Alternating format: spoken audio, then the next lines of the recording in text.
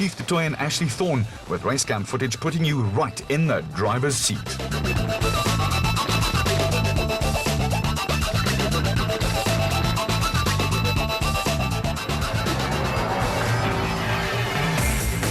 Competitors would complete 2 loops of the 180-kilometre route, with the opening section roughly following the prologue route and the R24 and R509 Magalies Costa Road. With clear path ahead of them, Duncan Voss and Rob Howie were able to push hard in the Team Castrol Toyota Hilux. Being first on the road cast them in the Pathfinder's role, but the first 60 kilometres followed the prologue route and would not present any major problems. Although it had not rained overnight, there was still plenty of water around, with slippery patches to catch out the unwary.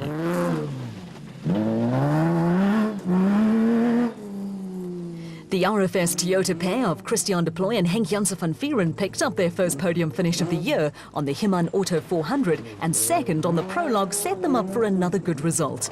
The pair almost came unstuck at the river crossing, which caught out Clint Weston and ABSA executive Wessel Steffens the previous day, and the Toyota almost slid down the riverbank.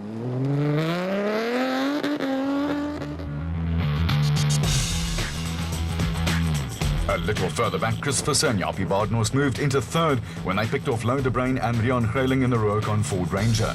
For the new champions, the targets up ahead were now Christian Deploy and Henk Janse van Vieren in the RFS Toyota Hilux, and race leaders Duncan Voss and Rob Howie in the Team Castrol Toyota. With the cars now running close together, Visser and Badenhorst and Deploy with Janse van Vieren were playing a little game of tag with race cam footage from first one car and then the other, keeping tabs on what had turned into a close battle, with the RFS car just managing to hold on to second place.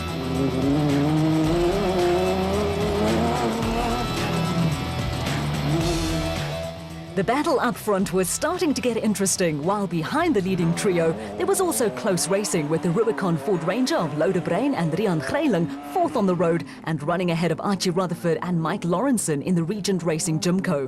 Rutherford and Lawrenson had made a steady start, but they were still the special vehicle meat in a production car sandwich. Chasing after the Jimco were George Barkhuizen and David van Wyk, who had also made a solid start to the day in the AIM Toyota Hilux.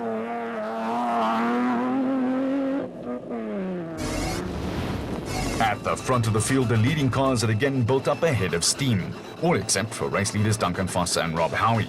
The Team Castrol Toyota was now limping along minus power steering and was soon overhauled by the RFS Toyota Hilux, with Christian Deploy and Henk Janse van Vieren leading a race for the first time this season.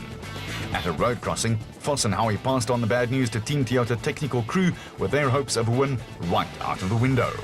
Chris Visser and Jaapie Badenhorst were second and trailing the RFS Toyota pair by only 18 seconds.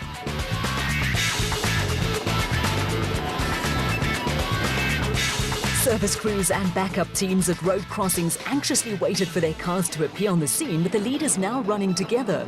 After an overshoot, Christian Deploy and Henk Janse van Vieren managed to backtrack and nip ahead of Chris Visser and Jaapie Badenhorst. The race was on. And there was also plenty of action a little further back, with Loudebrain and Rian Greiling under serious pressure from George Barkhuizen and David van Wyk, with Anthony Taylor and Robin Houghton charging through the field in the second Team Castrol Toyota Hilux. Taylor and Houghton had moved ahead of Archie Rutherford and Mike Lawrenson, who still led the special vehicle category. The Rubicon Toyota Hilux of Peter Ruthven and Rudy Brits was at the front of a second wave of cars and ran into a spot of bother at the now notorious river crossing that almost claimed the RFS Toyota earlier in the day. Ruthven and Brits were well and truly stuck when Malcolm Koch and Johan Burger arrived on the scene to find the road blocked by the Rubicon Toyota.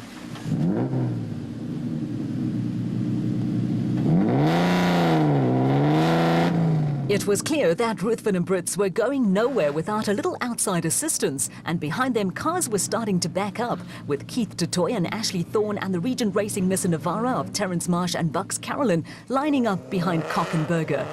The Rubicon Toyota was finally pulled out of trouble by marshals, and Koch and Burger went on their merry way to be followed by the White Star Racing Bat.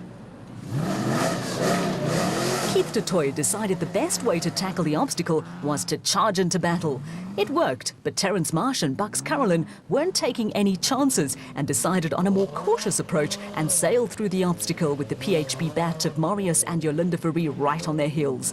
The Verrees were sandwiched between the Regent Nissan Navaras of Marsh and Carolyn and Mike Whitehouse and Matthew Carlson, who had made steady progress through the morning.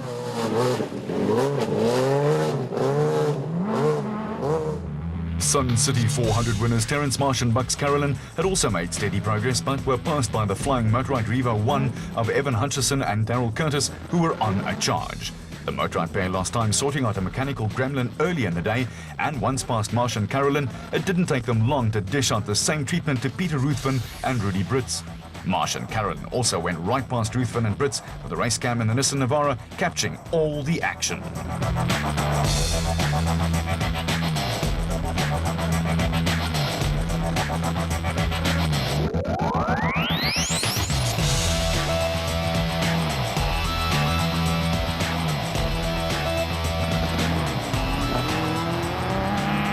With some hectic battles developing throughout the field, there had also been a change in pecking order in Class D. The N1 4x4 Land Cruiser of Cliff Weichelt and Johan Smallberger had found a way past prologue winners Dion Venter and Ian Palmer in the 4x4 Mega World Toyota Hilux. Venter and Palmer needed only to finish to win the championship and, not surprisingly, had opted for a cautious approach. Meanwhile, back at the now infamous river crossing, Jacques Wheeler and Danny Stassen were in trouble in the Lab 88 bat and eventually disappeared into the river.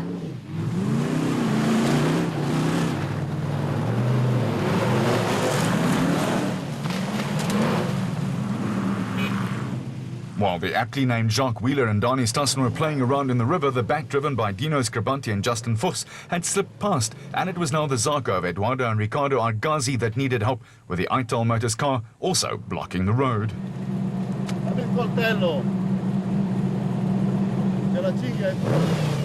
The Lab 88 bat was running in memory of the late Bevan Berthold, who was a fiery character, and Bevan would have been proud of Jacques Wheeler and Danny Stassen as they made a brave attempt to climb the riverbank.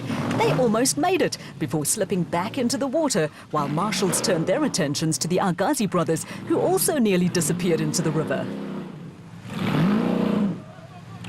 The Argazis were finally hauled out of their predicament, but the drama was not yet over. The father and son team of Willem and Dana Vos were in a hurry in the Fossies Toyota Hilux and gave the men's health Zarko of Nick Gosler and Richard Carolyn a solid whack up the backside in an incident that had later repercussions, with the Toyota retiring with a damaged radiator. For the moment, all was well with the Rustenburg pair, who then joined a gaggle of cars waiting for their turn to tackle the river crossing that was causing everyone so much grief.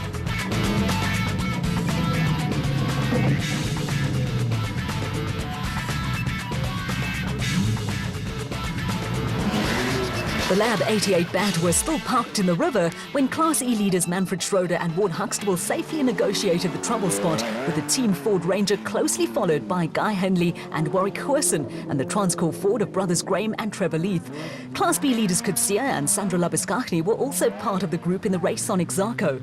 Next up were the Fossies, who were heading for eventual retirement, and behind them were a gaggle of Class P cars that included Goslar and Carolyn, the Century Racing CR2 of Mark Corbett and Rudy Balzar, and the Atlas Copco bat of Johan van Staden and James Rousseau.